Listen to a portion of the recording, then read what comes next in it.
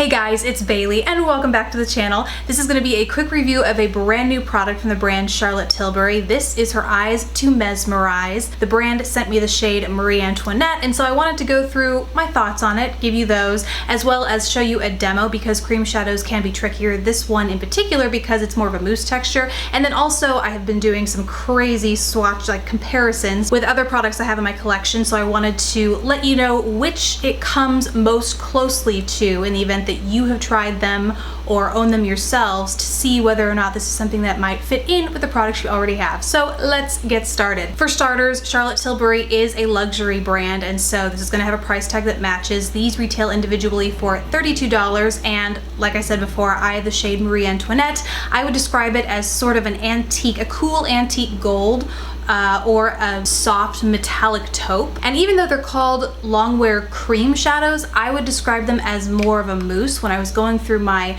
collection to see if I could find a product that people would have more experience with to relate it to, I think they are most similar to the Flower Beauty Color Play cream eyeshadows. They're just really soft, they have a lot of bounce, but unlike these, this is more of a metallic finish. It's really seamless. You can't really pick out any individual sparkle like you can with these, and in general the performance is just much better with the Charlotte Tilbury, which is to be expected given the price tag.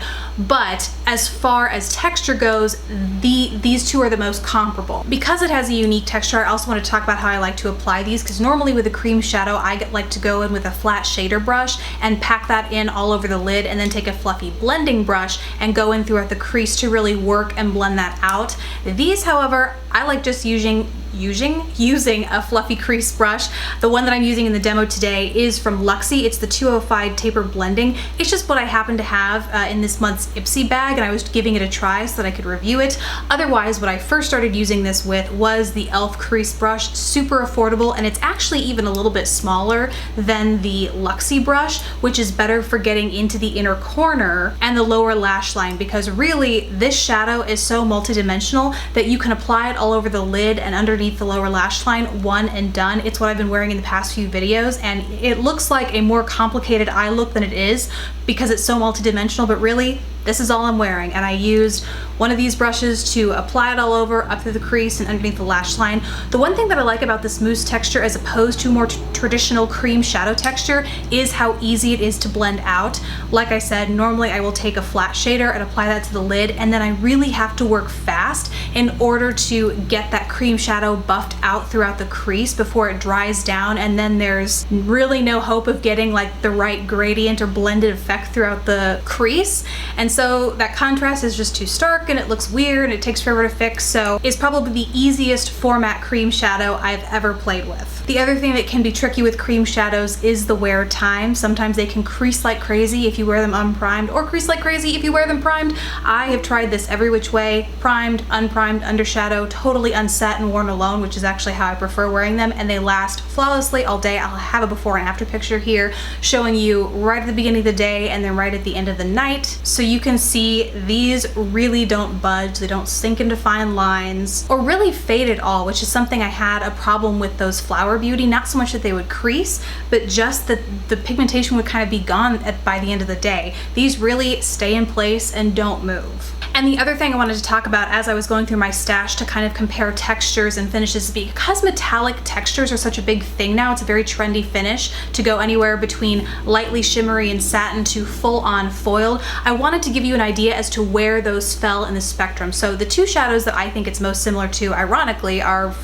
budget or from the drugstore, and the one is the Revlon Photo Ready Eye Art Lid Line and Lash. It's the one where on one end you have basically a liquid shadow and a gel-based glitter, and this is the Hyper Shimmer Metallic right here, that champagne shade that matches that. I would say this is far more metallic, but the problem with this was that it too was a little bit trickier to blend out in the crease because of the way and the speed at which it dried. It'd sometimes dry down quicker in some places, making it harder to blend, and then you get this patchy appearance. So the Eyes to Mesmerize is definitely an easier finish to work with in my opinion, but it's not nearly as metallic if that's what you're after. But I would say it's slightly more metallic than the likes of something like e.l.f.'s Smudge Pot and Cruisin' Chic. And you guys, if you've watched me for a while, you'll know how much I love these smudge pots. I can link to my review video here. They're amazing. And Cruisin' Chic in particular is actually a relatively close shade.